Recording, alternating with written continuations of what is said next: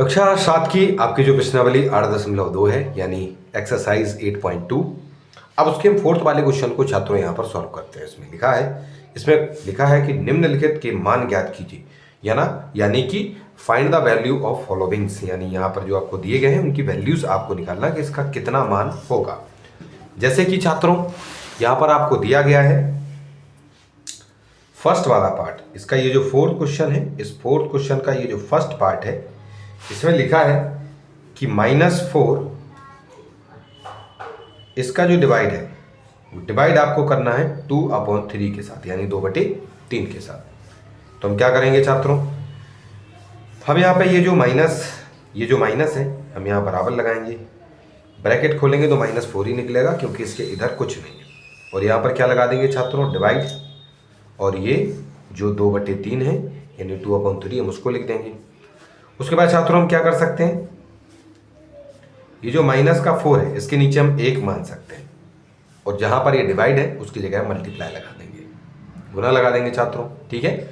और गुना लगाते हैं क्योंकि हम भाग का हमने उल्टा किया, यानी गुना लिखा है, यानी डिवाइड की जगह हमने मल्टीप्लाई लिख दिया है, तो ये वाली संख्या भी हमारी नीचे और ऊपर हो जाती है, उल्टी हो जाती है, यानी 3 आपके ऊपर पहुंच जाएंगे और 2 आपके नीचे पहुंच जाएंगे, ठीक है छात्रों।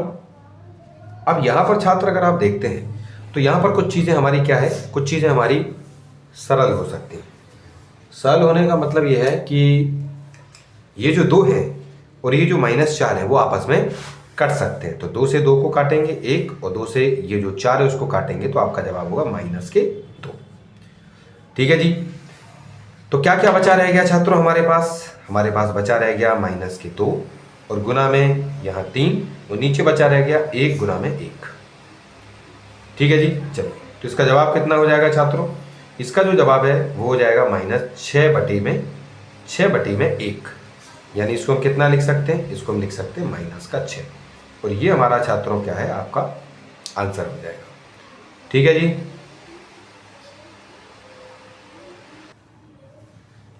अब उसके बाद हम करते हैं छात्रों इसका ये जो सेकंड पार्ट है, इसके सेकंड पार्ट में क्या लिखा हुआ है, सेकंड पार्ट में लिखा है कि -3/5 और डिवाइडेड बाय 2, यानी कि -3/5 भाग करना है आपको 2 के साथ।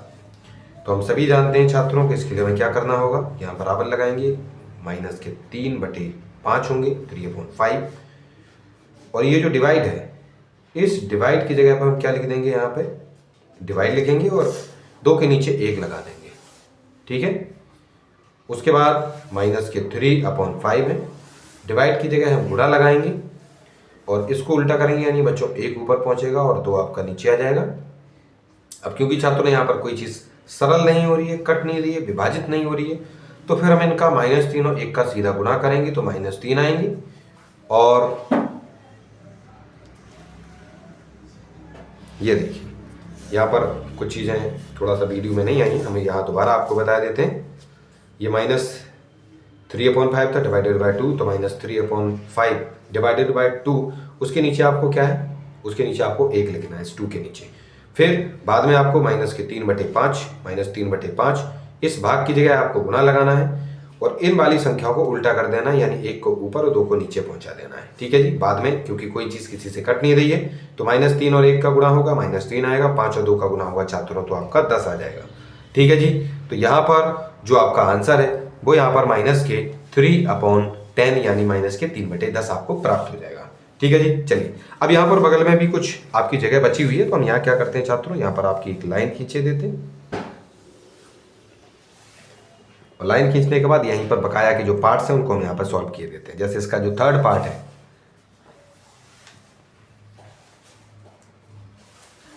इसके थर्ड पार्ट में आपको कहा गया है कि आपको लिखना है -4/5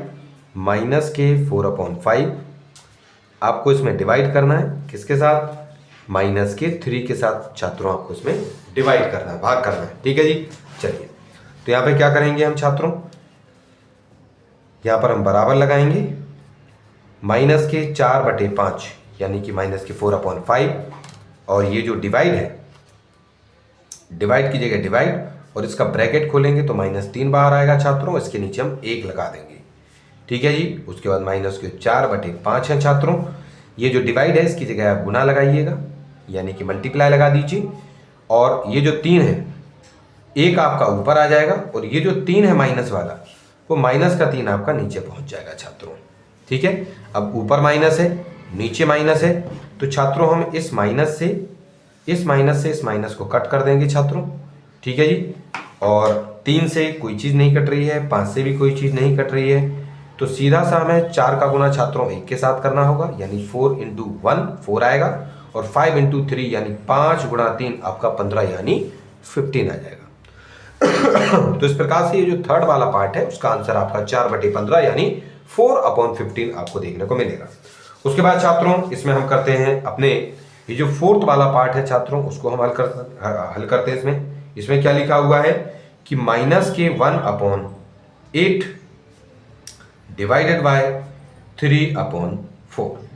ठीक है जी, चलिए तो इसमें क्या करना पड़ेगा आपको छात्रों कि आपको इसमें लिखना होगा, बराबर लगाइएगा -1/8, कोई ब्रैकेट खोलना नहीं है छात्रों, तो डायरेक्टली आप इस भाग के स्थान पर गुणा लगा सकते हैं। गुणा लगाइएगा, ये जो 4 है छात्रों वो ऊपर पहुंचेगा, और ये जो 3 है 3 वो आपका नीचे आ जाएगा। ठीक है जी, चलिए उसके बाद यहाँ पर अगर हम गौर से देखेंगे छात्रों, तो ये जो 4 और ये जो 8 है, 4 एकम 4 और 4 दूना 8, यानी आपके ये जो 4 और 8 है आपस में कट गए हैं, तो ऊपर क्या रह जाएगा छात्रों -1 रहेगा, और यहाँ पर भी प्लस का 1 रहेगा, और यहाँ 2 और आपके 3 रहेंगे गुना में, यानी यहाँ पर जो आपका आंसर होगा छात्रों वो आपका आ जाएगा -1/6। ठीक है जी, चलिए तो इस तरीके से ये जो फोर्थ वाला इसका जो पार्ट था उसको भी हमने यहाँ पर सॉल्व कर लिया है। फोर्थ वाले पार्ट के बाद फिफ्थ वाले पार्ट को हम यहाँ पे लिखते हैं छात्रों। इसका फिफ्थ वाला पार्ट कहता है -2/13 का जो डिवाइड है वो 1/7 के साथ कीजिए। तो यहाँ पर कोई ब्रैकेट नहीं, इसको हम -2/13 और गुना लगा देंगे, 7 आपका ऊपर पहुंचेगा, 1 आपका नीचे आ जाएगा। कोई चीज़ कटने लायक नहीं है छात्रों इसमें, तो यहाँ बराबर में -2 और 7 का गुना होगा, तो ये -14 आएंगे। ठीक है जी, और बटे में यानी अपॉन में छात्रों आपका 13 का गुना 1 में करेंगे तो 13 ही होगा, यानी कि आपका जो आंसर है छात्रों वो -14/13 यानी -14/13 आपको यहाँ पर प्राप्त हो जाएगा। तो इस तरीके से फिफ्थ वाला पार्ट भी हमने यहाँ पर हल कर लिया है। उसके बाद छात्रों हम इसमें इसका ये जो सिक्स्थ वाला पार्ट है छात्रों, सिक्स्थ वाले पार्ट को हम इसमें हल करेंगे। सिक्स्थ वाले पार्ट में लिखा है कि -7/12 यानी -7/12 भाग करना है प्यारे छात्रों आपको -2 और बटे में 13 के साथ। तो हम क्या करेंगे, यहाँ पे -7/12 लिखेंगे। जहां पर ये आपका भाग है उसके स्थान पर छात्रों हम यहाँ पे लगा देंगे आपका गुना। अच्छा ये तो और ये जो 13 है वो आपके ऊपर पहुंचेंगे, वो -2 आपके यहाँ पर नीचे आ जाएंगे। इसमें केवल कुछ नहीं होगा, ठीक है जी, इसमें कुछ नहीं होना है। आप इस माइनस से इस माइनस को नीचे ऊपर है, क्योंकि बीच में गुना है तो ये आराम से कट सकते हैं, तो इनको हमने काट दिया है माइनस से माइनस को। नहीं तो बाद में भी आप आंसर करते, ऊपर नीचे दोनों ही जगहों पे माइनस आते, तब भी आप काट सकते थे। कोई किसी से यहाँ पर सरल नहीं हो सकता, सिंपल नहीं हो सकती है ये और चीज़ हमारी, तो उसको हम सीधा गुना करेंगे। तो 13 यानी 13 का गुना 7 के साथ करेंगे छात्रों, तो आपका 91 यानी कि 91 आएगा, और बटे में 12 और 2 का गुना होगा बच्चों, तो ये 24 यानी 24 आ जाएगा। ठीक है जी, तो इस तरीके से इसका जो सिक्स्थ वाला पार्ट है वो भी हमारा सॉल्व हो जाता है। उसके बाद छात्रों हमारा सेवेंथ वाला जो पार्ट है अब हम उसको हल करते हैं।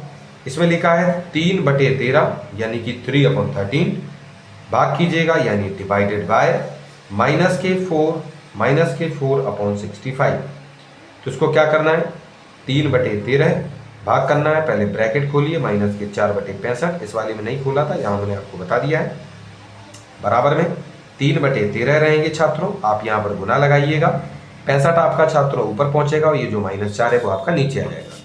ठीक है जी, अब यहाँ पर छात्रों अगर आप देखते हैं तो यहाँ पर हम 13 से छात्रों इस 65 को 5 बार में कट कर सकते हैं, यानी 13 एकम 13 और 13 बना 65 होते हैं।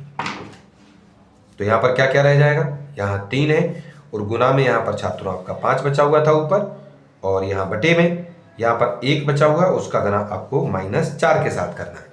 ठीक है जी, चलिए उसके बाद छात्रों ये आपके 15 होंगे और यहाँ पर आपके -4 होंगे। हम सभी जानते हैं छात्रों, हम सभी जानते हैं कि ये जो माइनस है वो कभी नीचे नहीं होता, तो -1 से नीचे ऊपर गुणा कर देंगे तो ये आपका ये जो माइनस है वो आपका ऊपर पहुंच जाता है, और माइनस के 15 बटे जो 4 है यानी कि -15/4 आपका जो आंसर है वो यहाँ पर आपको प्राप्त हो जाएगा। तो इस तरीके से ये जो 8.2 है, इसके जो चारों के चारों जो आपके क्वेश्चंस हैं, चारों के चारों क्वेश्चंस हमने इसमें सॉल्व कर लिए हैं। ठीक है जी, और इस तरीके से ये वाली प्रश्नावली भी आपकी यहाँ पर सॉल्व हो जाती है।